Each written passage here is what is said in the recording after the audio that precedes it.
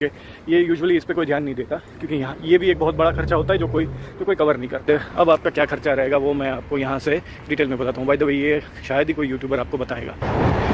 Hello guys, तो अभी मैं जा रहा था ग्रॉसरी शॉपिंग के लिए, तो सोचा आज का वीडियो यहीं से कंटिन्यू कर लूँ। तो आज के वीडियो में मैं बताने वाला हूँ कि 2021 में या 22 में अगर आप यूके में पढ़ाई प्लान कर रहे हैं तो आपका टोटल खर्चा या टोटल कॉस्ट आपकी कितने तक आ सकती है।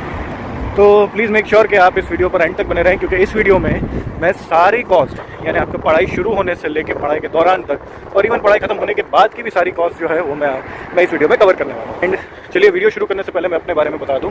मेरा नाम है ईशान मलिक और मैं यहाँ पर यूके में स्टूडेंट्स की हेल्प के लिए वीडियोस बनाता हूँ और मेरे संबंधी हर तरह की कोशिश करता हूँ उनकी हेल्प करने की। तो जो लोग भी मुझे पहली बार देख रहे हैं प्लीज़ सब्सक्राइब द चैनल। तो अब पढ़ाई की कॉस्ट शुरू होती है पढ़ाई की प्रिपरेशन से। तो प्रिपरेशन में सबसे पहले लगता है आपका IELTS की एग्ज़ाम का खर्चा। तो आज की डेट में IELTS की प्राइस है 14,700 एकेडमिक की। UKVI अगर आप देने वाले हैं तो इसके प्राइस है 15,100। इसके बाद बात करें कि अगर आप यूके की हायर रैंक वाली यूनिवर्सिटीज़ को टारगेट कर रहे हैं तो ये एप्लीकेशन फ़ीस भी लेती है। तो ये 100 पाउंड से लेके 250 पाउंड के बीच कुछ भी हो सकती है कि तो अब आपकी एडमिशन की प्रिपरेशन तो हो गई, लेकिन अब बारी आती है एडमिशन की। तो एडमिशन में मोटा मोटा दो चीज़ें होती हैं, एक आपका यूनिवर्सिटी की डिपॉजिट मनी एंड उसके बाद आता है आपका टोटल यूनिवर्सिटी की ट्यूशन फ़ीस। तो डिपॉजिट मनी जो है वो तो ट्यूशन फ़ीस में से ही कट हो जाती है बाद में, क्या कहें कि वो ट्यूशन फ़ीस का ही पार्ट है। तो यहाँ पर जो भी आपकी यूनिवर्सिटी की ट्यूशन फ़ीस होगी वही आपका पूरा अमाउंट इसमें काउंट कर लेते हैं। सपोज़ यहाँ की एवरेज फ़ीस अगर मैं काउंट करूँ तो वो है 15,000 पाउंड यानी करीबन 15 लाख रुपए इंडिया के। अब आपका एडमिशन हो चुका है, कैश लेटर आ चुका है, तो अब आप तैयारी शुरू करते हैं वीज़ा की। तो वीज़ा में सबसे पहले आएगा आपका TB टेस्ट। अब TB टेस्ट जो है वो हर सेंटर का अलग अलग रहता है, लेकिन ये यूजुअली यूके के लिए 2,000 से 2,500 के बीच ही रहता है। मोस्ट ऑफ द सेंटर्स पे 2,000 रुपये ही लेते हैं। उसके बाद आती है आपकी वीज़ा की एप्लीकेशन फ़ीस। तो वीज़ा की एप्लीकेशन फ़ीस जो है वो समवेयर अराउंड इंडियन रुपीज़ में 35,000 के आसपास चल रही है, 345 पाउंड या समथिंग है इसका। और वीज़ा में दूसरा जो लगता है वो रहता है आपका IHS की फ़ीस, इमिग्रेशन हेल्थ सरचार्ज। ये एक तरह से आपका हेल्थ इंश्योरेंस हो जाता है यूके में। तो इसकी जो फ़ीस वैसे तो एक साल की 470 पाउंड है, 470 पाउंड्स, लेकिन आपका वीज़ा जो है वो 15 से 16 महीने का लगता है। तो इस केस में आपका जो है IHS जो है वो आपको 1.5 साल का चार्ज किया जाता है, 1.5 ईयर्स का। एंड 1.5 ईयर्स के IHS की फ़ीस बनती है 705 पाउंड। अब आपकी बारी आती है VFS में। VFS में जब आप जाते हैं अपना डॉक्यूमेंट्स एंड बायोमेट्रिक जमा कराने, तो अगर तो वहाँ पर आपको एडिशनल सर्विसेज लेते हैं तो उसके अलग चार्ज लगते हैं, लेकिन वो यूजुअली जो है स्टूडेंट्स जो है वो एक 7 डेज़ फास्टर वाला प्रोसेस रहता है, जिसकी फ़ीस 1500 से 2,500 के बीच होती है। तो यूजुअली स्टूडेंट्स जो है वो इतना खर्चा यूजुअली कर ही लेते हैं VFS में, और बाकी का इससे ज़्यादा तो कुछ मुझे ध्यान में नहीं आ रहा है VFS में और क्या होता है। मैंने अपने टाइम पे यही खर्चा किया था। तो अब आपका वीज़ा और सब कुछ हो जाता है, तो अब आप जो करते हैं वो है कि थोड़ी बहुत शॉपिंग शुरू करते हैं यूके जाने के लिए। तो अब आप क्या क्या लेते हैं ये तो अगेन इंडिविजुअल पर डिपेंड करता है, लेकिन मैं अगर ऑन एन एवरेज भी पकड़ूँ यहाँ पर तो 15-20 से लेकर 50,000 तक का खर्चा यूजुअली जो है स्टूडेंट्स कर लेते हैं शॉपिंग का, आफ्टर वीज़ा या बिफोर वीज़ा। और जब तक आप यूके नहीं जाते हैं तब तक कुछ ना कुछ आप शॉपिंग करते रहते हैं, ये काम आएगा वो काम आएगा के नाम पर। एंड अब शॉपिंग हो गई, वीज़ा हो गया, डॉक्यूमेंट सारे जमा हो गए, तो अब रहती है आपकी यूके फ्लाई करने की तैयारी। तो आज की डेट में जब ये वीडियो शूट हो रहा है, आज की डेट में इंडिया टू यूके की जो फ़्लाइट है उसका कॉस्ट समवेयर अराउंड 40,000 के आसपास रहता है। मैंने यहाँ पर जो है एक प्रीमियम इकोनॉमी एक जो रेंज होती है फ़्लाइट्स की, मैंने वो काउंट करी है। वो इसलिए क्योंकि इसमें जो है आपको बैगेज जो है वो एक्सेस बैगेज जो है वो ज़्यादा मिलता है।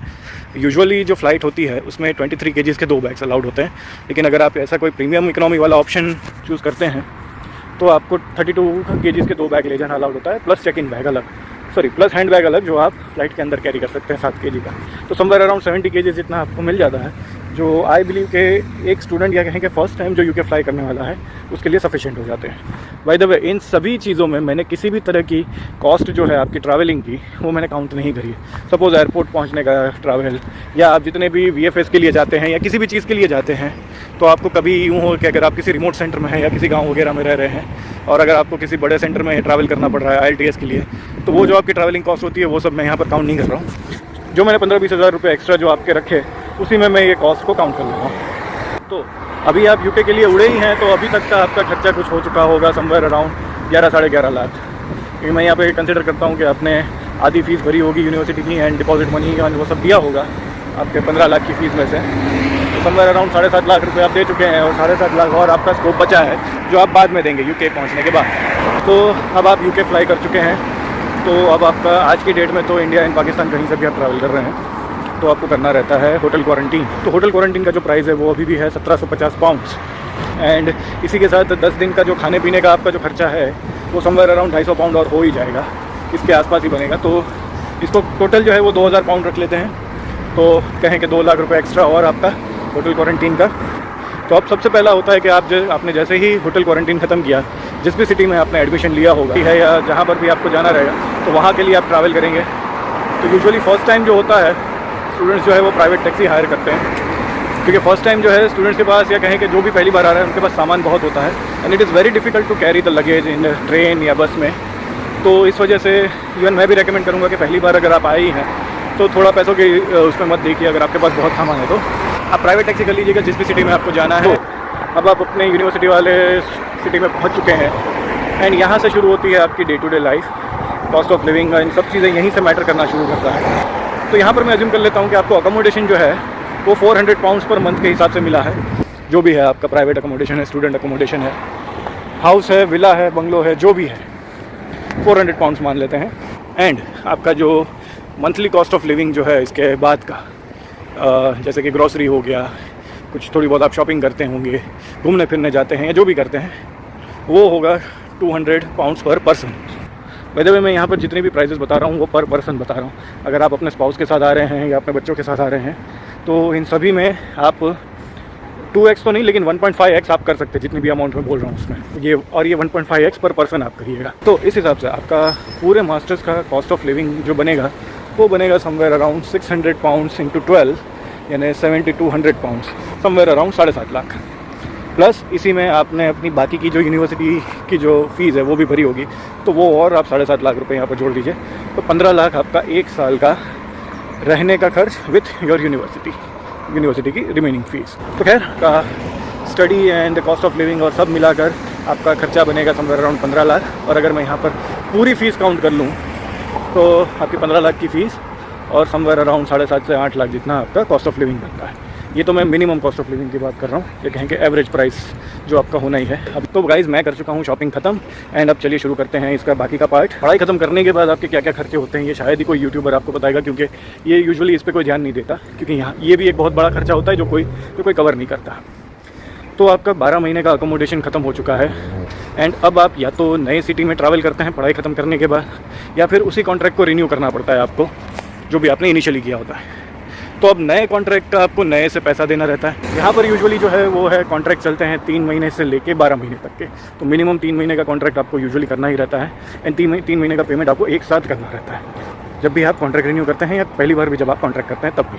तो 400 पाउंड ही अगर अभी भी आपका अकोमोडेशन का कॉस्ट है तो अगेन आप यूँ समझिए कि 1200 पाउंड आपको वो देने रहेंगे। बाय द वे मेरी जो स्टडी है वो अभी सितंबर में ख़त्म हो रही है, लेकिन मैंने अपना कॉन्ट्रैक्ट जो है वो पहले से ही रिन्यू करा लिया है अगले 6 महीने के लिए। तो मैंने अपने रेंट के अकॉर्डिंग उसको पे किए हैं 6 महीने के, या कहें कि मुझे नेक्स्ट मंथ करने के था। इसके अलावा अगर मैं किसी नए सिटी में शिफ्ट करूँगा, जैसे कि मैं अभी लीड्स में हूँ एंड मैं नौकरी ढूंढने के लिए या किसी भी चीज़ के लिए शायद या तो यहाँ से मैनचेस्टर शिफ्ट करूँगा या लंदन जाऊँगा, तो लंदन में आने जाने का मेरा ट्रैवल का कॉस्ट, अगेन मेरे पास सामान बहुत है तो मैं हो सकता है कि शायद टैक्सी से ही जाऊँ या फिर 2-3 शिफ्ट में जाऊँ अपना धीरे धीरे सामान लेकर एंड ऑल। लेकिन उससे पहले तो मैं सबसे पहले जाऊँगा लंदन कुछ दिन रहने के लिए, वहाँ पर अकोमोडेशन वगैरह ढूंढने के लिए एंड ऑल, तो वो सब मेरा खर्चा आएगा। या फिर मैं नेट पर ही कुछ ढूंढूंगा एंड उस हिसाब से अपना कहें कि सब मैं बुकिंग एंड सब चीज़ें अरेंज करूँगा पहले से ही बिना देखे एंड ऑल, वर्चुअल, या फिर मैं वर्चुअल टूर लेकर ही सब कुछ डिसाइड कर लूँ। इसके अलावा बात करें कि पढ़ाई ख़त्म करने के बाद नया जो PSW का जो स्कीम आई है उसमें अगर मैं अप्लाई करता हूँ, अगर मैं PSW लेना चाह रहा हूँ या रुकना चाह रहा हूँ इधर, तो ऑब्वियसली जो 2000 पाउंड का जो एडिशनल कॉस्ट है, या कहें कि 1948 पाउंड्स का जो 2 साल का PSW की जो टोटल फीस है IHS मिलाकर, वो मुझे देनी रहेगी।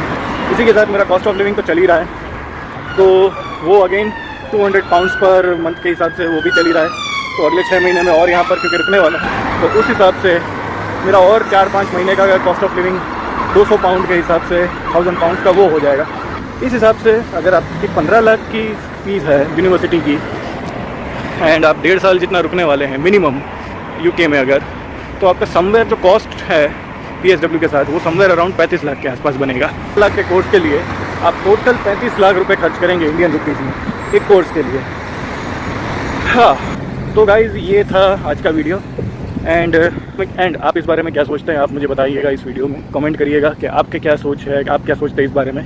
कुछ अगर आपको लगता है कि मैंने कोई मिस कर दिया है कोई खर्चा, तो आप वो भी मुझे मेंशन करके बता सकते हैं। और अगर आप कुछ अपनी राय देना चाह रहे हैं तो please most welcome in the comment box. And like करिए इस वीडियो को, अगर आपको पसंद आया हो तो शेयर करिए अपने फ्रेंड्स एंड फैमिली के साथ। And thank you for watching the video, hope to see in the next one.